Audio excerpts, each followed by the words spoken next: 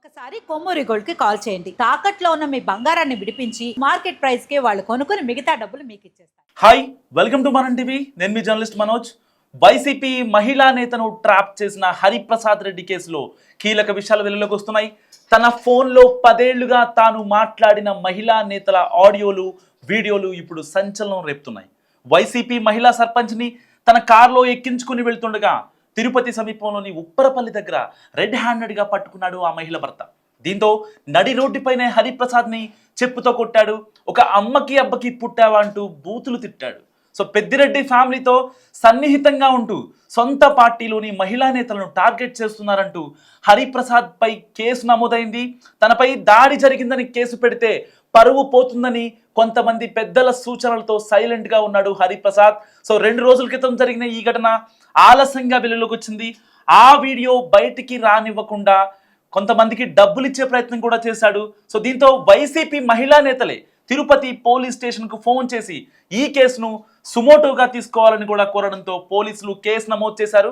అయితే పెద్దిరెడ్డి ఫ్యామిలీ పేరు చెప్పుకుంటూ మహిళా నేతలకు దగ్గరవ్వడం, ఆ తర్వాత సాయం చేసినట్లుగా నటించడం, ఒప్పుకోకపోతే పోలీసులకు డబ్బులు ఇచ్చి వారిపై కేసులు పెట్టించడం, వాళ్ళ భర్తలపై కేసులు పెట్టించడం హరిప్రసాద్కు వెన్నతో పెట్టిన విద్య. రాజకీయంగా సహకారం అందించిన పెద్దిరెడ్డి ఫ్యామిలీకి సన్నిహితంగా ఉండడంతో చాలా మంది మహిళా నేతలు హరిప్రసాద్ బుట్టలో పడ్డారు.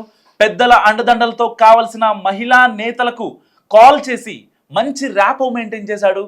అంతేకాదు వైసీపీకి చెందిన మహిళా నేతల భర్తలతో కూడా అత్యంత సన్నిహితంగా ఉంటూ వాళ్ళకి పెద్దిరెడ్డి రామచంద్రారెడ్డితో మాట్లాడి పదవులు ఇప్పిస్తామని హామీలు కూడా ఇచ్చి ఆ కుటుంబాలతో ఒక బంధుత్వాన్ని ఏర్పరుస్తాడని చెప్తున్నారు. సో పబ్లిసిటీ విభాగంలో హెడ్గా వ్యవహరిస్తూ కీలక మహిళా నేతలతో ఫోన్లో మాట్లాడిన మాటలు రికార్డింగ్ చేసి వాటిని ఉమ్మడి చిత్తూరు, కడప జిల్లాలోని మహిళా నేతలకు వినిపించి వాళ్లతో తనకున్న పరిచయాన్ని చెప్పి వాళ్ళని ప్రలోభాలకు గురి చేసేవాడని కూడా తెలుస్తోంది.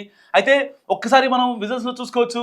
కారులో ఆ మహిళతో కలిసి వెళ్తుండగా ఆమె భర్త అకస్మాత్తుగా కారును అడ్డగించారు. ఆగ్రహంతో ఊగిపోయిన ఆ వ్యక్తి హరిప్రసాద్ రెడ్డిపై దాడి చేశాడు. కారులో ఉన్న తన భార్యను బయటకు లాగి ఆమెపై చేయి చేసుకున్నాడు. ఆ తర్వాత హరిప్రసాద్ రెడ్డిని సైతం చెప్పుతో కొట్టి నిలదీయడంతో చేసేదేమీ లేక అక్కడి నుంచి జారుకున్నాడు. ఈ దాడికి ప్రధాన కారణం హరిప్రసాద్ రెడ్డికి సదరు మహిళకు మధ్య ఉన్న వివాహేతర సంబంధం. సో ఈ ఘటనకు సంబంధించిన దృశ్యాలు సోషల్ మీడియాలో తెగ వైరల్ అవుతున్నాయి. వివాహేతర సంబంధాల వ్యవహారంలో ఇలా హరిప్రసాద్ రోడ్డున పడటం ఇదేమీ మొదటిసారి కాదని తెలుస్తోంది. పార్టీకి పబ్లిసిటీ తెప్పిస్తానంటే పదవి ఇప్పించామని ఇలాంటి వ్యవహారాలు చేస్తాడనుకోలేదని పెద్దిరెడ్డి రామచంద్రారెడ్డి చెప్తున్న పరిస్థితి. ఇక ఇదే అంశంపై మరింత సమాచారం మా తిరుపతి ప్రతినిధి వర్మ అందించడానికి లైవ్ లో సిద్ధంగా ఉన్నారు. వర్మ, అసలు చెప్పండి, అసలు ఏంటి హరిప్రసాద్ విషయాలు ఒక్కొక్కటిగా వెలుగులోకి వస్తున్నాయి, పరిస్థితి ఏంటి?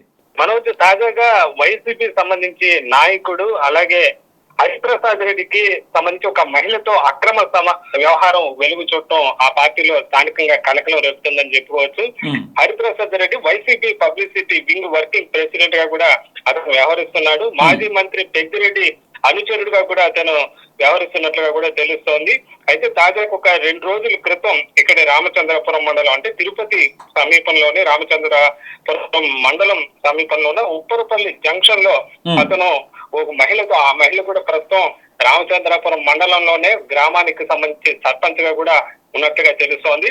అయితే ఆమెతో ఇతను వెళుతుండగా ఒక్కసారిగా ఆ మహిళకి సంబంధించిన భర్త వారి వాహనాన్ని అడ్డుకొని వాళ్ళను కిందకి దించి అందరూ చూస్తుండగా పట్టపగలే వాళ్ళ మీద దాడి చేశాడు. అయితే దీనికి కారణం తన భార్యతో వివాహేతర సంబంధం అతను హరిప్రసాద్ రెడ్డి నడుపుతున్నాడంటూ కూడా తీవ్ర ఆగ్రహం వ్యక్తం చేశాడు. అయితే ఇద్దరు కూడా, అతను ఎవరైతే హరిప్రసాద్ రెడ్డి కాదు, అతని కింద దాడి చేసిన, చెప్పుతో దాడి చేసిన వ్యక్తి గణపతి రెడ్డి కూడా, ఇద్దరు కూడా వైసీపీకి సంబంధించిన నాయకులే కావడం ఇక్కడ మనం చెప్పుకోవచ్చు. అయితే గత కొన్నేళ్లుగా తన భార్యతో అక్రమ వ్యవహారం ఆ వ్యక్తి నడుపుతున్నాడు హరిప్రసాద్ రెడ్డి అన్న కోపంతోనే అతను ఈ దాడికి పాల్పడినట్టుగా కూడా తెలుస్తోంది. దీంతో ఒక్కసారిగా వైసీపీ ఆత్మరక్షణలో పడిపోయిన పరిస్థితి అయితే ఉందని చెప్పుకోవచ్చు. పార్టీకి పబ్లిసిటీ తేవాల్సిన హరిప్రసాద్ ఇలాంటి పనికి మాలిన పనులు చేస్తే అసలు అంటే ఒకప్పుడు ఈయన విద్యార్థి సంఘ నాయకుడు కూడా ఉన్నారు. అంటే ఎలా చూడొచ్చు ఈ యొక్క ట్రాన్స్ఫర్మేషన్?